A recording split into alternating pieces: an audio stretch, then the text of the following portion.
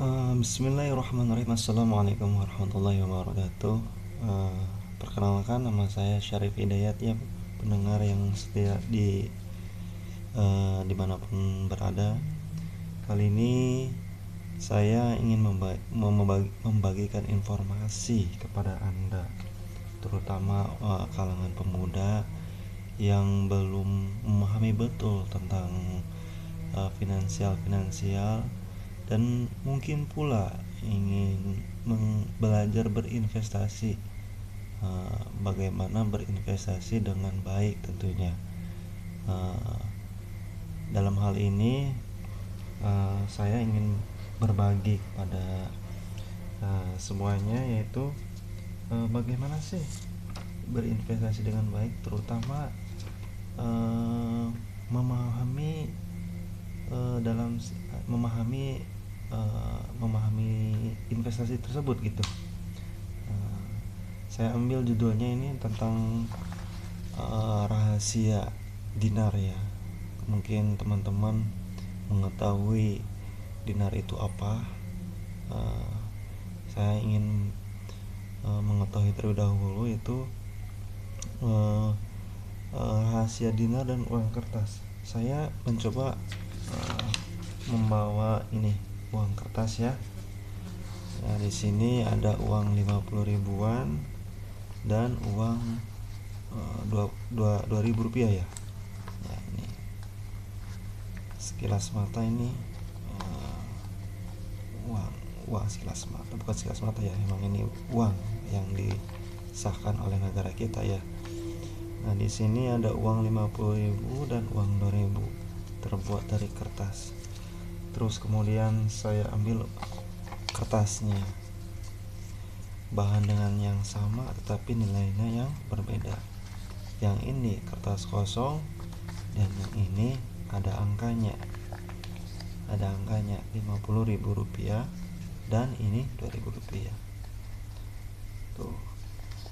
Jadi kalau kita mengamati lebih jelas, lebih dekat ya, ini mungkin saya lupa ini yang pertama berarti pembahasannya yaitu hakikat uang kertasnya.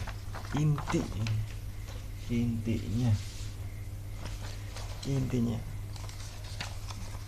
nah, uang kertas ini ya bahannya dari kertas, cuman diganti dengan angka-angkanya saja ya. Angka-angkanya saja di sini terlihat jelas, angka-angkanya saja. Sedangkan bahannya sama kertas, cuma mungkin kertas yang berbeda, yang lebih bagus atau lebih canggih lagi oleh teknologinya.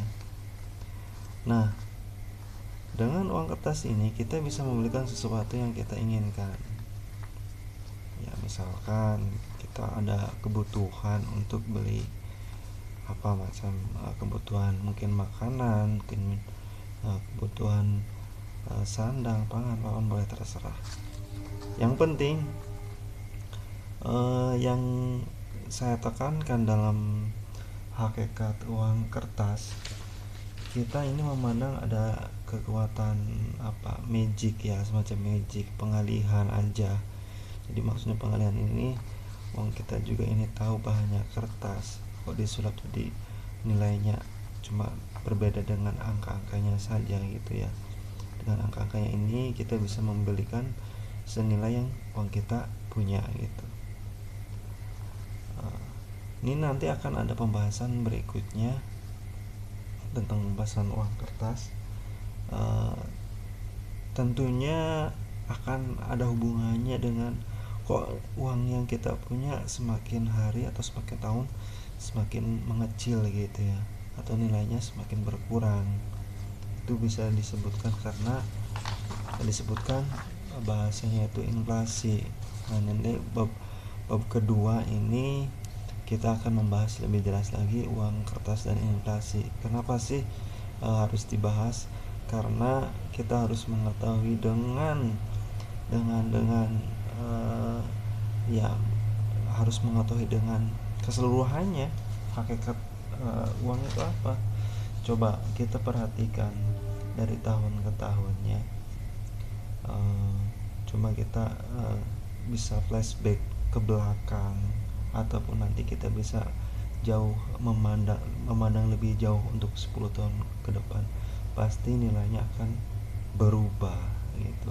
Misalkan pada 10 tahun ke belakang, uang dengan nominal 5.000 itu sangat besar, tapi dibandingkan dengan sekarang nominal itu sangat kecil. Mungkin teman-teman di sini pasti merasakan hal-hal tersebut. Karena kenapa? Karena memang kalau kita mengetahui lebih dalam lagi, ini memang ada mindset atau memang didesain seperti itu oleh negara-negara yang lebih maju, yang menginginkan sesuatu dari kita, menginginkan negara-negara untuk mengikuti dan patuh terhadap dirinya seperti itu. Ini mungkin pendapat saya pribadi, ataupun teman ada yang memiliki pendapat yang lebih mengetahui, ya mangga silahkan Anda nilai sendiri. Contohnya seperti kita membeli, nah misalkan ini dulu 50.000 itu sangat berharga ya. Kalau kita membeli ayam mungkin dulu bisa berapa ekor ya, mungkin banyak ya. Kalau sekarang kita mungkin bisa dapat 1,5 ekor atau 2,5 ekor, karena memang harganya selalu berubah-ubah gitu ya, selalu berubah-ubah. Kenapa? Ini karena memang ada permainan dari sana. Maka untuk menghindari hal-hal yang demikian, apa sih solusinya dan apa sih cara untuk mengatasi problematika seperti ini ya? Maka pendapat saya solusinya adalah ini. Kenapa harus dinar atau emas? Ini sudah barang tentu bukan hal yang baru atau bukan rahasia umum lagi.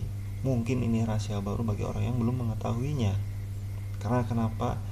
Dinar dan emas merupakan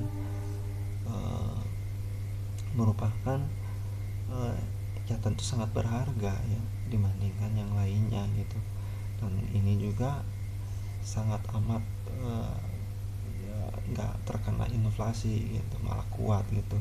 Kalau misalkan 10 tahun ke belakang kita memiliki dinar untuk membelikan sesuatu, pasti nilainya segitu gitu.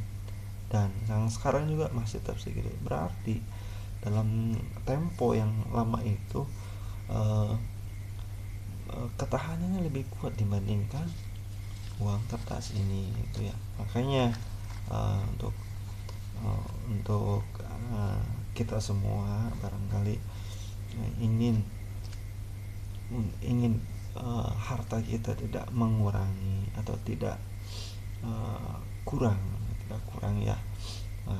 Maka kita harus pindah ke dinar atau emas, bukan malah karena inflasi malah deflasi mungkin ya. Kita akan kuat memilikinya dan kita bisa melakukan hal-hal apapun, tidak khawatir oh ini dolarnya karena naik, oh ini harganya 2.000 sekian misalkan itu, karena memang udah maju.